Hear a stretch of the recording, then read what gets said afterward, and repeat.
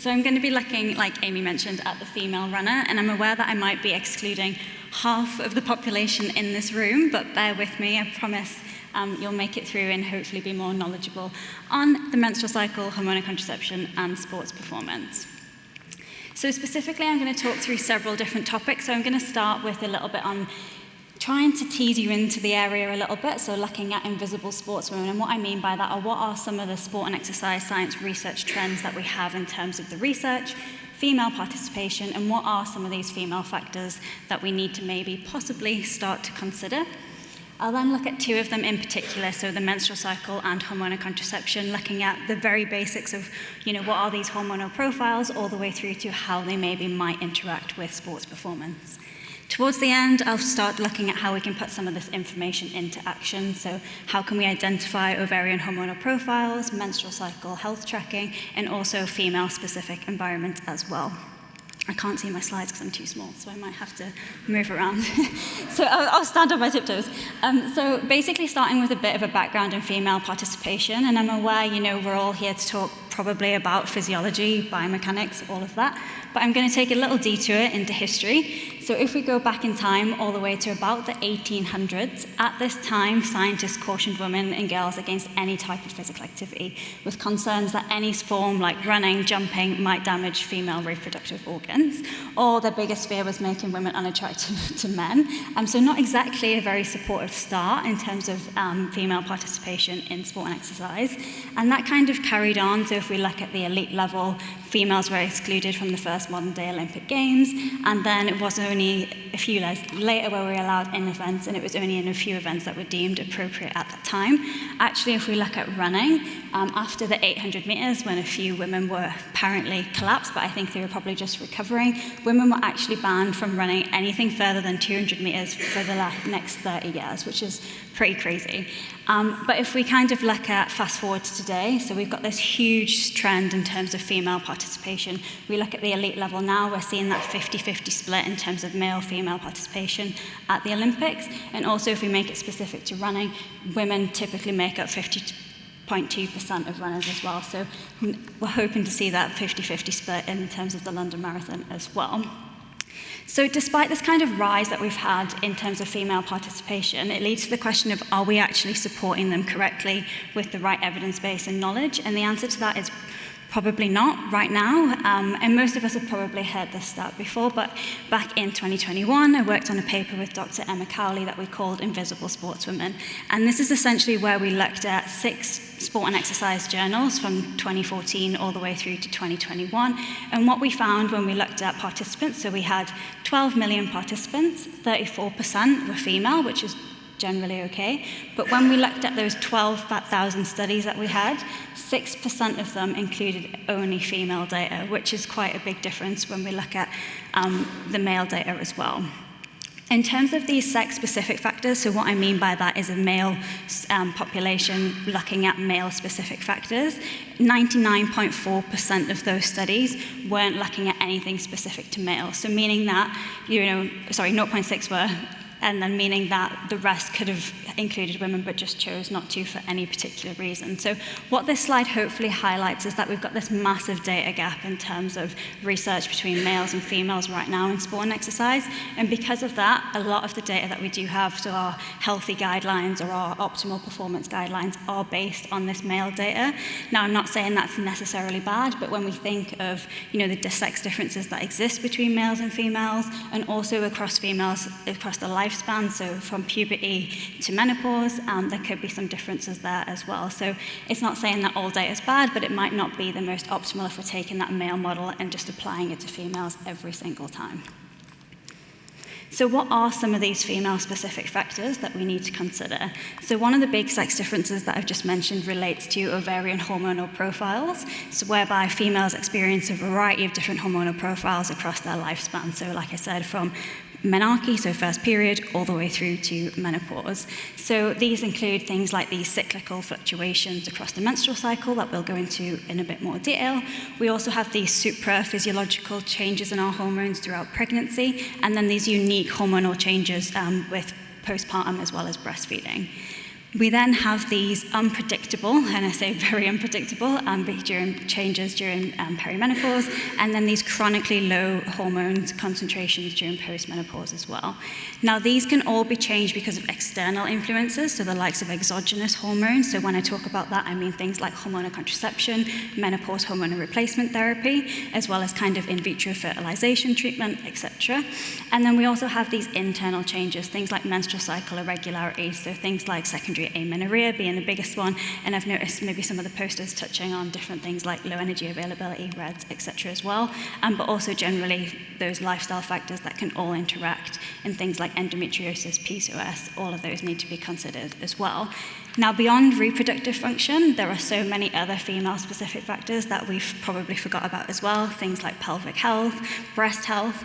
There's quite a cool stat that maybe people know, but I'm going to sidetrack in a second. But if we look at sports bras, wearing the correctly fitting sport bra can save you a mile in your marathon performance, which is huge. And about 80% of women aren't wearing the correct size sports bra as well, or correctly fitting sports bra. But I'll get back to hormonal profiles. So basically it means that a lot of these things have went under the radar, not talked about and not discussed. And they don't necessarily have to be discussed all the time, but what it means is we've potentially gotten down a few avenues that haven't been explored in terms of optimal female performance as well as health as well. So I'm going to focus now on two of these ovarian hormonal profiles, so starting with the menstrual cycle. And if you're an expert in everything that's going on in this slide, bear with me, we'll get into the good stuff of performance in just a moment as well. So the menstrual cycle is this important biological rhythm whereby we see these large changes in ovarian hormones, so namely estrogen and progesterone, and they fluctuate, and I'm going to say in a fairly predictable pattern, as you can see across that diagram there as well. So you might be able to see the difference between the lines, and one of them is a little bit faded, dotted, and that's progesterone. The solid line is estrogen, but you can see at the start of the cycle, which is what we classify as day one as bleeding, estrogen and progesterone concentration levels are at their lowest. Then, roughly around about day 5, we see estrogen starting to decrease, and it increases all the way, up until just before ovulation. And then around ovulation, it takes a momentary dip before rising again in that second half of the cycle. Progesterone, which has remained relatively quiet so far, also starts to rise after ovulation and reaches its first peak again in that later half of the cycle. Following this, both those hormones drop off, and that allows the cycle to begin again as well. And these distinct changes in hormones result in kind of 4 main ovarian profiles that we look at in the research. So we've got phase 1, which is typically this early follicular phase, days 1 to 5 during that bleed phase. We've got phase 2, which we normally refer as that late follicular phase, where we've got high estrogen, low progesterone. Phase 3, you can see that this is this phase where we've got both high estrogen and high progesterone, both those hormones are high. And then phase 4 is normally this premenstrual phase where those hormones are dropping off before that cycle begins again as well. I've made that sound fairly straightforward and simple. That's not how it looks in practice at all. It's very different, so not everyone's going to have that textbook 28-day cycle that we see there. Somewhere between 21 to 35 days is what we consider normal, up to 40 days in that first 5 years of first period as well. Also, that might not even be the case as well. Long cycles, short cycles all exist as well. I haven't put any hormone concentrations on this graph either, because that's totally different, as well as how our hormone receptors respond cycle on cycle as well. So this graph is very movable, up and down, and all over the place, essentially.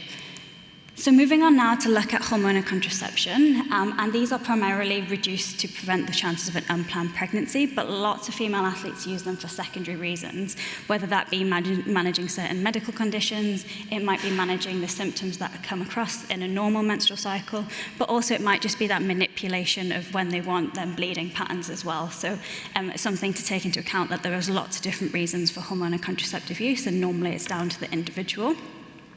But also if we look at kind of the types, so the first hormonal contraception was legalized in the 1960s. At that time, it was one formation containing 2 active ingredients, but if you look on the slide, there is a lot of options today to choose from, which is good because there's a lot more variety in terms of if a female athlete is struggling on one form, then another form might be better as well. So they're largely broken down into 2 main forms. So we've got these combined hormonal contraception, so you can see that on the slide there, we've got the combined oral contraceptive, contraceptive pill, the contraceptive patch, and the vaginal ring. And then on the other side, we've got these progestin-only forms. So progestin-only pill, the contraceptive injection, the implant, and that intrauterine system as well. Now, I've added it on this slide, but it's not a form of hormonal contraception. In the blue box at the bottom, we've got that intrauterine device, or the copper coil, or the non-hormonal coil. It is becoming more popular in female athletes as well, and just something to be aware of in terms of that normally presents as a normal menstrual cycle pattern that I just showed on the other graph as well. So those all sound great, but they all have their different hormonal profiles compared to the normal menstrual cycle, and because of that, different considerations possibly for performance, which I'll get onto in just a moment. Now, despite having that wide range of varieties and options available, actually the main one that keeps being the most used and the most researched is this combined oral contraceptive pill. Now, you can see this profile looks entirely different compared to the menstrual cycle that I just mentioned. And basically, this pill was designed to mimic that 28-day menstrual cycle, so having 21 pill-taking days followed by 7 pill-free days as well. And you can see that our natural, so estrogen and progesterone, are downregulated. That's the profile that's almost like a flat line. You do see some small recovery of those hormones when we stop taking the pill on days 1 to 7, but it's no greater than what we'd see in hormone concentrations around that early follicular phase of the menstrual cycle. Then we can see we've got this artificial hormones bobbing up and down, so that's daily, every time you take the pill. I keep hitting this because I'm too small. But basically that'll carry on until day 21. You stop taking the pill, and then you have that pill-free break as well. So essentially, this is just showing that this hormonal profile is entirely different, and just one to note as well here that this won't be a period, it'll be a withdrawal bleed or a breakthrough bleeding when we have hormonal contraception as well.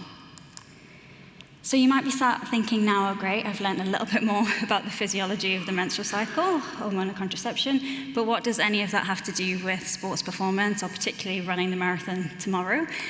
Well, the theory is that we basically have hormone receptors for estrogen and progesterone, those hormones, all around our body. So they're not just limited to the reproductive system. They're in our brains, they're in our heart, they're in our muscles, they're in our nervous system. Pretty much every system in the body can be affected by these hormones. And because all of those systems are really important to sports performance, theory is that any changes in those hormones across the menstrual cycle, estrogen, progesterone changes, but also with hormonal contraceptive use, that performance, training, recovery might be affected. Now, I know it might, and that's the theory, and it's quite strong in terms of it sounds good, it seems like it works, but actually when we look at the current evidence, this does not support a clear and consistent trend in terms of the effect of ovarian hormones on objective performance, training, and recovery outcomes. We've just lost a man walk out of the back, so hopefully it wasn't me putting him off talking about periods. But yes, so basically the current evidence doesn't support that clear, consistent trend, and I'm going to walk us through that in a little bit more detail and what that means in terms of individualized support as well. But essentially, right now, what the relationship between these hormones and performance is that it's complicated. And hopefully you'll see that over the next few slides as well. So starting with the effects of the menstrual cycle on exercise performance. So this is when I talk about performance, I'm talking about your performance on any given day of the cycle. Is that reduced or enhanced at specific phases or specific points? Now, we conducted a systematic review and meta-analysis on that as part of my PhD, and I say recently, but it was 2021, so quite a while ago now. But basically, we found 78 relevant studies that had looked at this, and this was a mix of studies looking at endurance performance, but also strength performance, and we had data from just over 1,000 participants in that as well. Essentially, without boring you for what we did and everything like that, basically the results indicated a really trivial performance effect with reduced exercise performance in that early follicular phase of the menstrual cycle. So remember that days 1 to 5 and when women might be experiencing their period.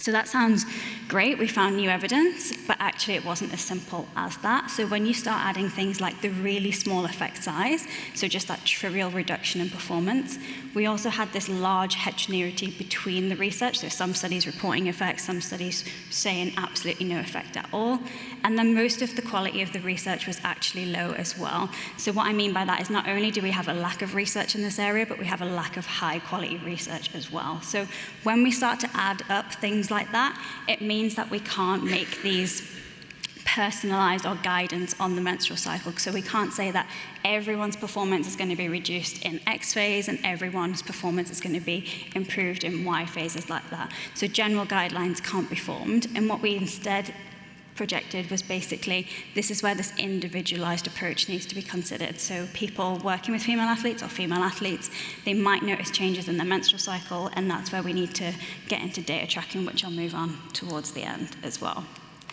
So moving on now to look at hormonal contraception and looking at oral contraceptives first, because like I mentioned, these are the most commonly researched, commonly used, although I do think that is changing slightly within practice as well.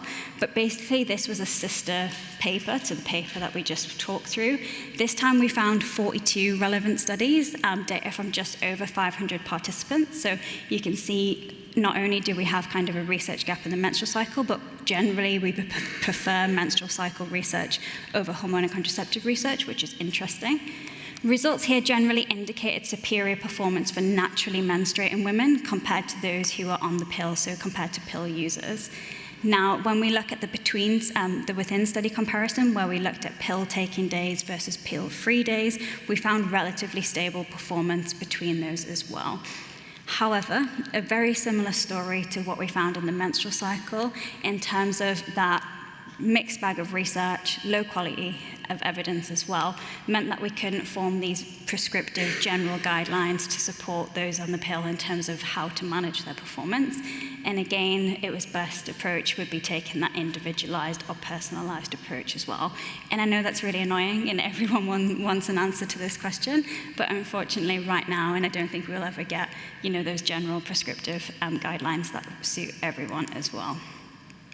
So just to summarize those last few slides, so basically right now we currently have no blanket guidelines that are based on really high quality research for things like managing performance across the menstrual cycle or with hormonal contraceptive use. And we can substitute performance here for pretty much anything, whether that be training.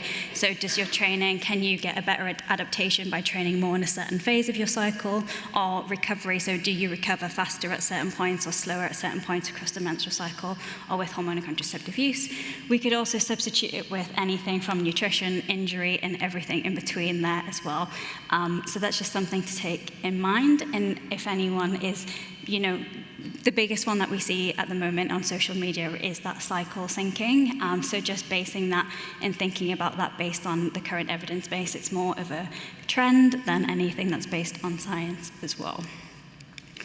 Now, you might be sat thinking, okay, that's great. There's not really anything that I need to take into consideration then if I'm working with female athletes or as a female athlete, but actually we need to start thinking just beyond hormones and looking at things like perceived effects, symptoms, and also additional considerations like the environment. So roughly somewhere between 3 to 100% of female athletes perceive that their menstrual cycle is going to negatively impact their performance. There's also some more specific running stats in there, but as you can imagine, even the running research is hard to come by as well. So obviously this is something that we need to consider if objectively the science is saying little to no evidence, but actually you might be one of those people that think 100% my performance is impacted negatively by my menstrual cycle. One of the possible reasons for this, or these perceived effects, could be these cycle-related symptoms. So we know that females typically experience those alongside those changes in hormones, symptoms that could be physical symptoms, breast pain, back pain, period pain, all kind of mood changes to those psychological symptoms as well. Now, these are really common in active populations. We've done a lot of research looking at kind of the prevalence of these, but also the frequency of them, the severity of them. Generally, we're seeing that those who experience a greater frequency and severity of symptoms are more likely to perceive that negative impact on menstrual cycle performance as well. So we're looking at kind of those thresholds. So in working in practice, you might be having a rolling score of your frequency and severity, and then that might be having an influence on kind of, like I say, performance as well. Now, looking at kind of just not solely on hormones and the indirect effects of hormones, but actually then broader lived experiences as well. So things like menstrual stigma, choices in uniform, the big debate on white shorts versus non-white shorts, access to toilets, period products, disposable bins, all have the potential to influence performance. So for instance, if you're thinking about starting the marathon tomorrow and you're on the start line and you might be worried, am I going to start my period? Am I going to have access to any period products out there? Are there going to be any toilets toilet disposable bins within any toilets on the route. It just means that your mind might not be fully on going out there for that race tomorrow morning as well. So you might, like I say, it's going beyond those hormonal changes to also think of perceived effects, symptoms in the environment as well. And that's where we can really make a difference in terms of if we're female athletes or if we're working with and supporting female athletes as well. So moving on, now I don't know how I'm doing for time, but I can speed up if I need to. But basically looking at how we can take some of that information and actually put it into action as well. And the first step is generally looking at classifying that ovarian hormonal profile. So identifying, does this person have a normal menstrual cycle? Are they getting any menstrual cycle irregularities? Are they using hormonal contraception? If so, what type? And the easiest way to do this is we've recently created this tool as part of a study that basically breaks down it into classifying with subjective data, and then step 2, that verification with bloods or anything if it's feasible and possible as well. On the next slide, we broke it down into an infographic and online form. So if anyone is working with female athletes and would like to use this tool as a bit of a starting point to identify that profile in terms of the subjective data, this could be a good place to start. I can go back to this slide. I can see a lot of phones, but I'll move on. So in terms of, once you've got that ovarian hormonal profile, what are we then going to be doing with it? So we can start menstrual health tracking. Not everyone needs to do this. You might start menstrual health tracking and then might stop, and that is totally fine if you don't notice any benefits, or some people might not want to track at all, and that is also totally fine. But there are several benefits with menstrual cycle tracking. So basically it allows you to learn what's normal for you, but also then that's going to help you identify any differences or deviations from that norm as well. That can help pick up things like menstrual cycle irregularities, etc. At the most basic level, it's going to allow you to prepare for periods. So like I mentioned, starting at the start of the marathon, maybe knowing roughly when your period might arrive, you might have period products with you or everything else that you might need in that kit as well. And then at probably the most exciting level, it allows you to understand any individual patterns. So any patterns in your symptoms, and are they having a knock-on effect on performance, or recovery or training, etc. as well. In terms of how to track, so there are lots of different options, pen, paper, several different apps. I guess right now we don't have a tool that is fit for purpose and specifically designed for female athletes. So it's just kind of keeping that in mind, but also, I think the best advice here is to use whatever anyone can stick to, because that's going to give you the best data ultimately. And then in terms of what to track, so many different metrics, you can probably get a bit carried away here, but basic things like cycle length, period length, symptoms, as well as anything on terms of health and performance metrics, and aligning those with different points in the cycle as well. Ovulation tracking is becoming very popular, particularly within kind of that elite environment as well, body temperature, ovulation kits, whatever else, bloods. But yeah, probably not something that most people need to worry about right now. Then in terms of what to do with this data, so possibly the most important part, it's all very well collecting lots of data. We all seem to love data at the minute, hitting the other one now.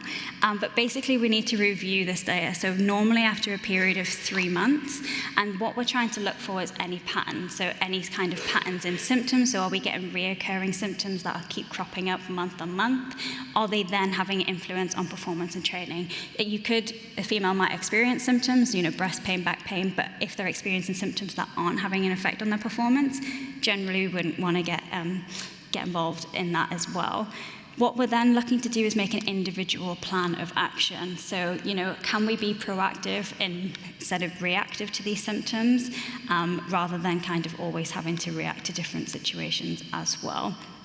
But that is kind of a whistle-stop tour to the menstrual cycle, hormonal contraception, and what we can maybe do about it in practice as well.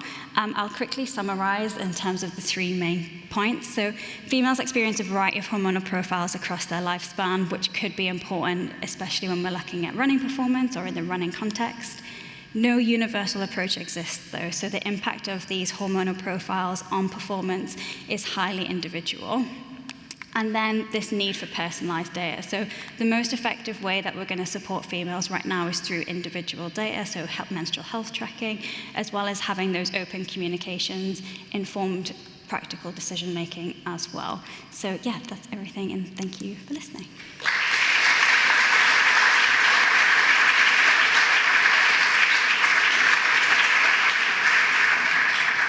So we probably have time for 1 or 2 questions for Kelly. Thanks. I was just wondering, in that first meta-analysis, what was it that made the studies low quality? Yeah, great question. So basically when we're looking at menstrual cycle research, a lot of it we would like to classify or verify those hormonal profiles with bloods analysis, so estrogen, progesterone concentration, to verify that if the study was done in the correct phase, so early follicular, late follicular, mid-luteal, about 50% of the studies weren't having that bloods verification. So without that, we can't exactly relate it back to those ovarian hormonal profiles. So that was one of the biggest factors in terms of high quality research. Sometimes we've seen studies that mixed in with hormonal contraceptive users, but didn't say that explicitly, or didn't say that they were this percentage menstrual cycle, hormonal contraceptive users, and then just general study quality as well, like the setup and familiarization, everything like that. But the biggest one was that verification of the hormonal profile. Not that every study needs to do that, but the studies that are specifically looking at does estrogen and progesterone link to performance obviously need to start measuring those hormones, if that makes sense. But yeah, hopefully that answers. I know there's currently some early literature which talks about strength training and obviously adapting when we're in different phases. Is there anything in terms of sort of recommendations more around the cardiovascular aspect and sort of what percentage of training we should be doing then? Yeah, so I'm going to talk on the strength training one. At the moment, as far as I'm aware, there are 5 studies that have looked at strength training, adapting your strength training across the menstrual cycle. And again, most of those, what I just mentioned, were actually predominantly low quality, so should be treated with caution. We shouldn't absolutely not be training strength training around the menstrual cycle at all. In fact, it can, if we think about women in general, chronically undertrained population, to then only go to strength training, say, in one part of your menstrual cycle is going to just create health problems, if that makes sense. But I'm detouring from your question. But basically, if we look at endurance, there's a couple that I've looked at combined forms, so strength and endurance, but no studies that I'm aware of that have looked at specifically programming endurance performance across the cycle. The theory, again, there is that it would be better in that luteal phase in terms of estrogens, progesterone's effect. But that doesn't translate into current evidence, and we don't have it just now. Sorry, detoured from your question to go on a rant, but yeah.